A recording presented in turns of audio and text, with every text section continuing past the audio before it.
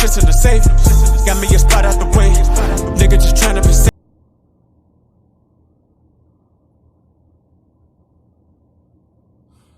Let's get some sports talk.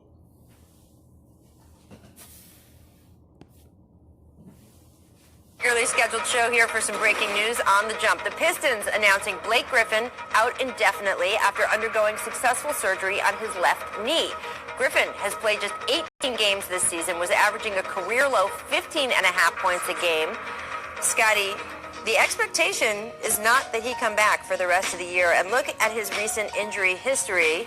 Now, those numbers have gone down in terms of games missed, but we're really staring down the barrel of another season where it looks like we're going to have a big fat number there. He is owed $109.8 million on his contract through 2022. What do you see his future here? Wow. Well, it's not looking bright as far as him being on the basketball court. He has to get himself healthy. I think over the last 3 seasons, he's been in and out of games and dealing with these injuries. And you got to give him. Like, yeah, he's dealing with so many injuries. Like, for the past 3 years, like he been missing many games because of that knee. It's like, can he stay healthy? That's what he got to do. He got to get himself back right. Like, he just been missing so many, and then he owed what, $109 million on his contract through 2020. Like, that's why it is crazy that he gonna miss another season. You know, this is why, you know, Detroit really taking step backs for real because you don't know what you're going to have throughout the season. You don't know you're going to have Blake Griffin to be beside Drummond, and then they trying to move Andre Drummond. So Detroit is twirling right now. They twirling right now because they don't know what's going on. They don't know what to do right now. A lot of credit to the Clippers. They saw this coming. You know, Blake Griffin has not been the player that he was when he was playing with the Clippers, the fall that he's taken. So at this point, it's time for him to focus on getting his body together. Again, we don't expect to see him on the court, and this is a very exciting, high-flying player. So that's the tool of his game is his athleticism. So he has to be able to get himself back on the court and be the player that he once was, or we may not be seeing this player again. Well, he's now got, he sort of joins John Wall as having one of the most toxic contracts in the league because of the repeated injuries. This, again, second surgery on this knee just since last season. Mm-hmm. He really doesn't have much of a choice, he and the Pistons. He has to just rehab the best he can and come back and make the best of the situations he possibly can. That's really the only choice. It's really unfortunate. It's really unfortunate because when you watched him play last season, where they found a niche for him within Dwayne Casey's offense, he really had a phenomenal year. All NBA, proved that he had more in the tank. Mm-hmm.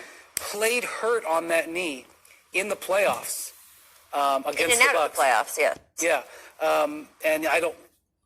That's why he probably had surgery this season because he played on it, and it probably got a little bad through this season. That's why his average went down because he planned to play through this injury, but he had to go get surgery because he already played on it once before in the playoffs. And look what happened. You have a setback when you play on that injured knee. So he had to get surgery this season because that's like when you play on it. Like, I understand, like, he's trying to, you know, help his team win a playoff series. But at the same time, you got to get yourself healthy because that could hurt your team in the long run when you are not on the floor as much to help them. You know, I don't even know if that had anything to do with any damage on that knee, but you really respected what he went through last year. To me, this is just another indication of clarity for the Pistons. They have to go through a rebuild route because, you know, a year ago they had Blake Griffin and a plan and a franchise player. Now I don't know even if he returns what he'll be. So I think it actually, in a way, that one upside from this is it should give the Pistons clarity. I mean, they certainly were having trade explorations for Andre Drummond. Yeah. Maybe someone wants Derrick Rose. We'll see sort of what happens there with them. But Well, I think Andre Drummond's value just went up. Certainly the motivation to move him did, for sure. All right, ESPN's Adrian Wojnarowski and Zach Lowe. A little more breaking news reporting that the NBA now reconsidering its idea to reseed the 4 conference finalists in the playoffs. Remember, that reseeding part of a larger proposal to overhaul the calendar. There's talk of, hey, maybe we have play-ins for the 7th and 8th, that midseason tournament. Sources telling Woj and Lowe there's an increasing chance the reseeding part of the proposal will be eliminated before the Board of Governors even get to vote. If you read their story, they talk about the coastal teams on the East and West Coast saying that they thought the travel would be too arduous if they ended up playing basically the conference finals and the finals in effect. Because it is. The traveling is going to be a problem because certain teams, you have to travel to different atmospheres, like different mile highs and all that. Is the traveling is going to be too much. Just leave the NBA the way it is. Leave the playoff the way it is. Quit trying to switch so much. That's why it's be so much going on in these leagues. When you try to change so much, and it causes confusion because a situation of them trying to change everything. Leave everything the way it is. Stop trying to make everything new because look at the problem that you're going to have trying to play in the finals or the Western Conference Finals or the Eastern Conference Finals because everyone traveling situation is going to cause so much ruckus because you're trying to change the format. Leave the format the way it is. Leave it the way it is. East versus West. Leave it the way it is. Possibly like this, when maybe 2 teams in the middle would get to have small travel. Brian, I know that they don't put it up before the Board of Governors if they don't think they have the votes. I get that. How come they don't have the votes? This was the only part of the proposal I thought was really cool. It's a thing, like, this is something that actually could be doable. It's an easy. It's not reseeding 1 through 16. It's not doing the whole thing. It's not redoing the whole schedule. Tournament. It's not creating a play-in tournament. It's something that, in theory, could be implemented like that. The WNBA already does.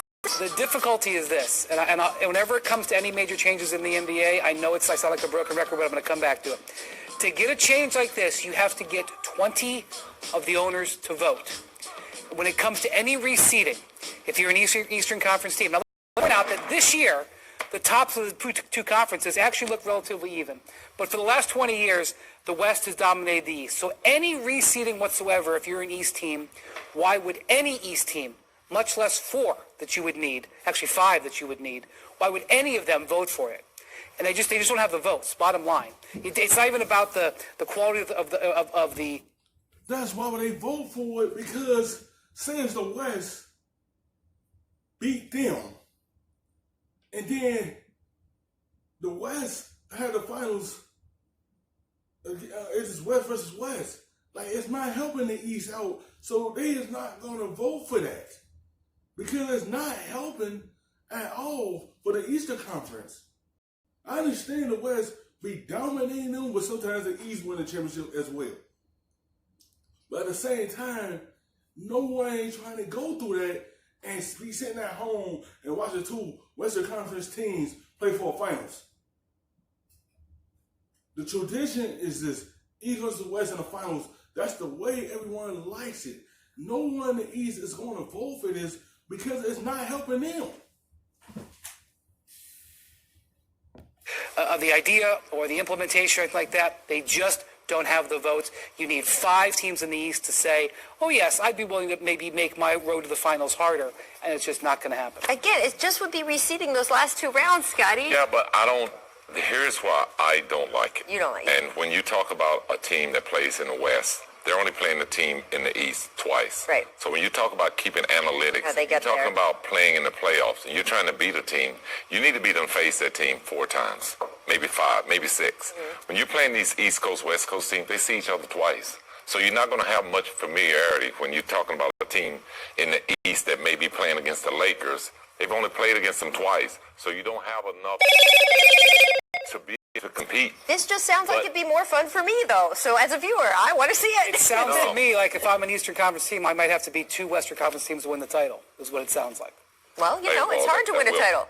But I think at the end of the day, you want to play against teams that you're familiar to playing against all season long. You have a chance to beat them. Right. I get that. I get what you're saying about the Eastern teams. I guess I just sort of feel like winning a title is supposed to be hard. It's supposed to be hard. Yes. And you might have the bad luck of facing a team where you have to travel back and forth from coast to coast. Maybe it's Portland-Miami series. I don't know. Maybe you have the bad luck of being born in an era where Michael Jordan and Scottie Pippen's Bulls are dominating and you just can't break through and win a title. Things happen where you have to face it whatever year you come up. I think your better argument, Rachel, is just to say it's better for the fans to do it this way. And ultimately, they should worry about the fans, but it's complicated. I wanted this to happen, and now it's not, and I'm sad. Thanks so much for watching ESPN on YouTube. For more sports analysis and highlights, download the ESPN app. And for For the look back of the rub, nigga, I gotta be safe.